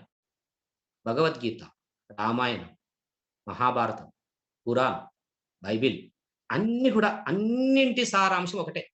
అన్నిట్లలో గూడా ఎదుటి మనిషిలో దైవత్వాన్ని చూడు. ఎదుటి వానిలో దైవత్వాన్ని చూడు అనేది ఉంది. ఇవి చిన్న చిన్న ఎథికల్స్ అండి. ఇవి మానవీయ కోణం మనలో ఉంటే నువ్వు స్పీకర్‌గా అయినా ఇవే ఉపయోగపడతాయి. ఇంకా దేనికైనా ఉపయోగపడతాయి. చివరగా మనం ఎంత స్పాంటేనియస్‌గా ఉండాలో ఒక స్పీకర్‌గా ఎంత స్పాంటేనియస్‌గా ఉండాలో ఒక చిన్న జోక్ చెప్పి ఇది ఎండ్ పేరెంట్స్ నేర్పాలి. ఖచ్చితంగా నేర్పాలి. మొదటి దైవం గదా! మొదటి దైవం అంటున్నాం కాబట్టి తప్పకుండా తల్లిదండ్రులకే ఆ పాత్ర ఉంది. మనము ఒక స్పీకర్‌గా ఎంత స్పాంటేనియస్‌గా ఉండాలి. ఎంత యాక్టివ్‌గా ఉండాలి. ఒక చిన్న జోక్. ఒక పిల్లవాడు అందరూ వింటున్నట్టేనా? ఒక పిల్ల పాన్ షాప్‌కు పాన్ షాప్‌కెళ్ళి నాన్న ఒక పాన్ కట్టించుకొని రా. ఏం కట్టించుకొని రమ్మంటారు? పాన్. పాన్ కట్టించుకొని రమ్మంటారు. ఆ అబ్బాయి వెళ్తాడు. పాన్ షాప్‌కెళ్తాడు. ఆ పాన్ షాప్‌లో ఆ పాన్ షాప్ ఎట్లా ఉందంటే ఒక పాన్లు కట్టడమే కాదు. వాడు అన్ని రకాలుగా సామాను కూడా కొన్ని అమ్ముతుంది. అందులో భాగంగా కొన్ని అంగూర్లు, అరటి పండ్లు కూడా ఆ పాన్ షాప్ ముందు భాగంలో పెట్టి ఈ పిల్లవాడు పాన్ కట్టించుకోవడానికి వెళ్ళిన పిల్లవాడు పాన్ షాప్‌కెళ్ళి పాన్ షాపులో ఉన్న అంగూరు పండ్ల మీద చేయి పెడతాడు.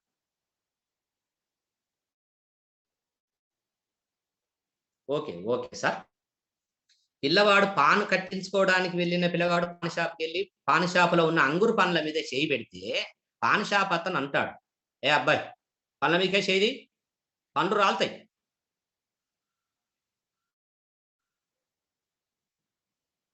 అబ్బాయి నిశ్చేష్టుడైతాడు.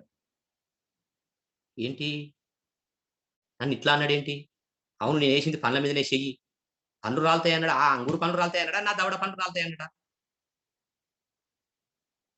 అబ్బాయి, అబ్బాయి కూడా కొంత ఆలోచించి, "అంకుల్, అంకుల్ మా నాన్న కట్టియమన్న పాన్‌లో సున్నం ఎక్కువ ఎయకు దవడ పగులుతది."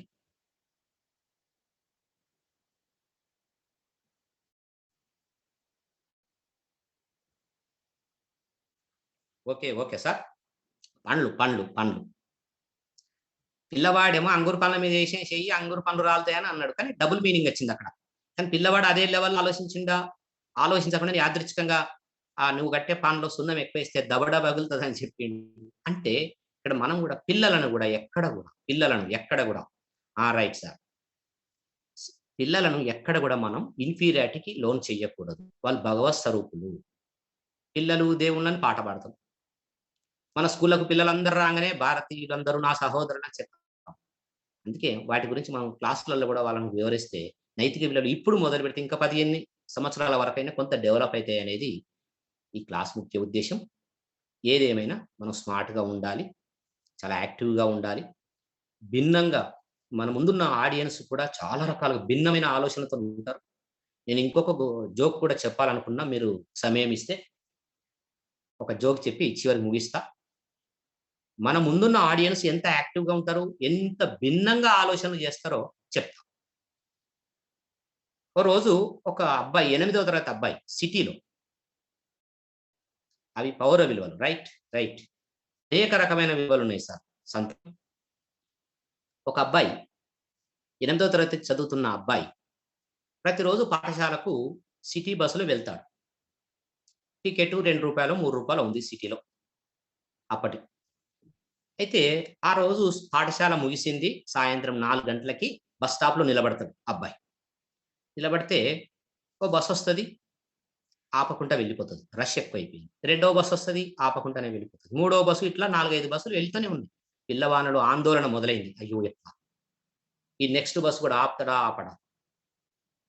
ఈ బస్సు ఎట్లా చేసైనా సరే వచ్చే బస్సును తప్పకుండా నేను క్యాచ్ చేస్తా. రన్నింగ్ చేసైనా క్యాచ్ చేస్తా. దాన్నెక్కి నేను ఇల్లు చేరుకుంటా అని దృఢ నిశ్చయంతో, కాన్ఫిడెన్స్‌తో నిలబడ్డాడు. బ్యాగ్ సంకన వేసుకున్నాడు. బస్సు రానే వచ్చింది. అది కూడా స్పీడ్ బ్రేకర్ దగ్గర స్లోగా చేసుకుని ఎందుకంటే రష్ ఎక్కువుంది సిటీలో. స్ స్లోగా చేసుకున్నట్టు చేసుకొని అది కూడా వెళ్తుంది. అయ్యో! వెళ్తుంది గదా! అని చెప్పి ఏ విధంగా అయినా కాన్ఫిడెన్స్ లెవెల్ పెంచుకొని, ఏ విధంగా అయినా ఈ బస్సును అందుకుంటా అని చెప్పి బస్సు వెంటబడి రన్నింగ్ చేస్తూనే ఉన్నాడు. బస్సు పోతా ఉంది. రన్నింగ్ చేస్తూనే ఉన్నాడు. బస్సు పోతా ఉన్నాడు. రన్నింగ్ చేస్తున్నాడు. బస్సు పోతా ఉన్నాడు. రన్నింగ్ చేస్తున్నాడు. చిట్ట చివరికి వాళ్ళ ఇల్లొచ్చింది. వాళ్ళ ఇల్లొస్తే ఇంటి గురికి ఆ బ్యాగును తీసి ఇంట్లో ఇసిరి కొట్టి, "హమ్మయ్య!" అని మహదానందంతో వాళ్ళ నాన్నగారితోని అంటున్నాడు. నాన్న ఈరోజు నేను రూ. 2 తప్పించా. ఎందుకు నాన్న? నేను ఈరోజు బస్సు ఈ విధంగా జరిగింది. ఏ బస్సు ఆపలేదు. ఆ ఉన్న బస్సు ఎంబడి ఉరికి వచ్చేసరికి బస్సు వెంట నేను వచ్చేసరికి మన ఇల్లొచ్చింది. కాబట్టి రూ. 2 తప్పినయి నాన్న. అప్పుడు వాళ్ళ నాన్నగారు లంఘించి ఒక చెంప మీద ఒక్క దెబ్బ, ఒక స్లాష్ ఇచ్చిండు. ఎందుకయ్యుంటది? మీరు చాట్ బాక్స్‌లో మీ ఆన్సర్స్ పెడతారండి.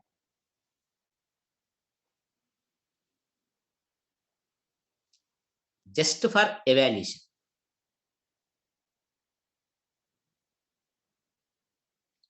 అబ్బాయి వాళ్ళ తండ్రి ఆడే ఆ! రైట్. ఓకే. కింద పడిపోతే దెబ్బలు తలుగుతాయని కొంతమంది. బస్సు వెనుక పరిగెడితే ప్రమాదం జరుగు. రైట్? రైట్. మీరు చెప్పేది వాస్తవం. 100% కరెక్ట్. రైట్. ఇంకా ఏమి కావచ్చు? ఇంకా ఏమి కావచ్చు? అనేక కారణాలై ఉండొచ్చు. అబ్బాయిని తండ్రి కొట్టిండు. అబ్బాయి ఆనందంలో ముచ్చట చెప్పిండు. రూ. 2 తప్పినాయి. పిసినారి. ఆ! పిసినారివని. రైట్? రైట్.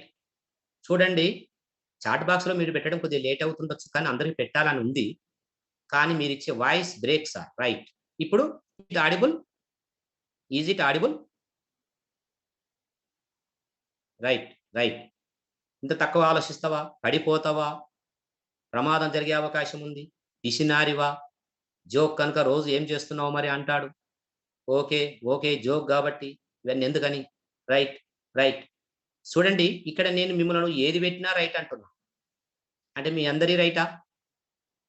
అయ్యే అవకాశం ఉంది. అయ్యే అవకాశం ఉంది. మీరు కూడా మనం స్పీకర్‌లో అక్కడ మనం మాట్లాడేటప్పుడు వాళ్ళని రైట్ అంటూనే ఏమన్నా వీలుంటే తర్వాత కరెక్ట్ జేయాలి. అంటే మీరేమనుకోవద్దు. అయ్యో! తర్వాత మమ్మల్ని కరెక్ట్ చేస్తాడు. మీరందరూ కరెక్టే. ఇక్కడ ఎవ్వరు కరెక్ట్ చేయాల్సిన అవసరం లేదు. మీరందరూ కరెక్టే. కానీ వాళ్ళ నాన్న ఎందుకు కొట్టాడో తెలుసా? అరే అవులా! బస్ ఎంబడ ఉరికొచ్చినావు రూ. 2 తప్పించాయి. అదే ఆటో ఎంబడ ఉరికొస్తే రూ. 5 తప్పకపోవునా?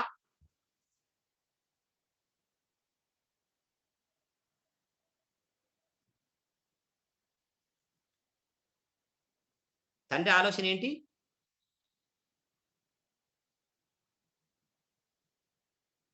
Is it audible? Is it audible? Right. చూడండి, భిన్నమైన ఆలోచనలు చేసేవాళ్ళు గూడా ఉంటారు. అలాగే మన ముందు కూర్చున్న సభికులలో గూడా మనం ఇంటరాక్షన్ చేయమని చెప్పాం. అలా ఇంటరాక్షన్ చేసేటప్పుడు వాళ్ళు తలతిక్క సమాధానాలు గూడా చెప్పే అవకాశం ఉంటదని మనం గుర్తుపెట్టుకొని, మన ఐడియాస్ స్మార్ట్‌గా ఉండాలి. స్పాంటేనియస్‌గా స్పందించే గుణం మనలో ఉండాలి. ఇవన్నీ ఉండాలంటే కంటెంట్‌తోనే వెళ్ళాలి. కంటెంట్ తోడై ఈ విలువలు మనతో ఉంటే తప్పకుండా మనం సక్సెస్ అయితాం. Thank you very much. Is there any interactions?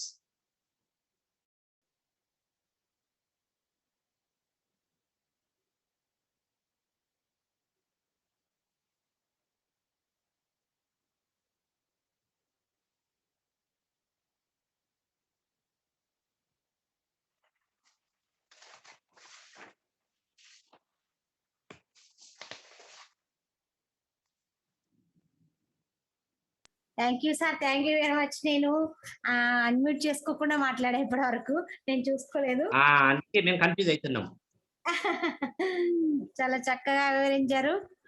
అంటే అనుభవజ్ఞులు మీ అనుభవాలతో ఇప్పుడు మీరు ఈ ఈపీఎస్‌లో మాట్లాడినట్లు కాకుండా మీరు స్టేజ్ మీద ఎలా మాట్లాడతారో అలానే మాట్లాడారు. అంటే ఒక ఎఫెక్టివ్ పబ్లిక్ స్పీకర్ స్టేజ్ మీద ఉన్నప్పుడు ఎలా మాట్లాడతారో అలా మాట్లాడడం జరిగింది. సెషన్ లాగా కాకుండా డైరెక్ట్ భౌతికంగా మాట్లాడితే ఎలా ఉంటుందో అలా ఉంది. Thank you sir. Thank you very much. Right అమ్మా. మీరన్నది వాస్తవమే. ఒక గుడ్ స్పీకర్‌గా ఒక కౌన్సెలింగ్ పద్ధతిలో మీరే ఒక ఉదాహరణ. మొన్న తీసుకున్న మీరు క్లాసెస్‌లో ఒక ఇంట్లో కుటుంబ సభ్యులను కూర్చోబెట్టి కౌన్సెలింగ్ ఏ విధంగా చేశారో అంత అద్భుతంగా మీరు ఒక గంట పాటు అందరిని చల్లబరిచారు. అదొక కౌన్సెలింగ్ పద్ధతి. ఇక్కడ మన గుడ్ స్పీకర్‌కి ఉండవలసిన లక్షణం గూడా అందరితో చర్చిస్తూ ఒక కౌన్సెలింగ్ పద్ధతిలోనే మాట్లాడమనే ఒక నియమం ఉంది. దానికి లోబడి మాట్లాడినని భావిస్తున్నా. Thank you. Thank you sir. Thank you very much. అదే కరెక్ట్ సార్. మనం పీపీటీలు పెట్టి చెప్తే దానివల్ల లాభం లేదు. వాళ్ళు లోపలికి వెళ్ళాలి. మనం చెప్పిన పాయింట్స్ అన్ని లోపలికి వెళ్ళి అప్పటికప్పుడు మర్చిపోతారు. పాయింట్స్ రాసుకోవచ్చు కానీ అవన్నీ మర్చిపోతాయి కదా! అది మనసుకు హత్తుకునేలా చెప్పినట్లయితే ఒక్క పాయింట్ హత్తుకున్నా చాలు మనసుకి. అయితే 100 పాయింట్లు రాసుకునే బదులు ఒక్క పాయింట్ మనసుకు హత్తుకున్నా అది మర్చిపోరు. అది ఫాలో అయ్యారు. Thank you sir. Thank you very much.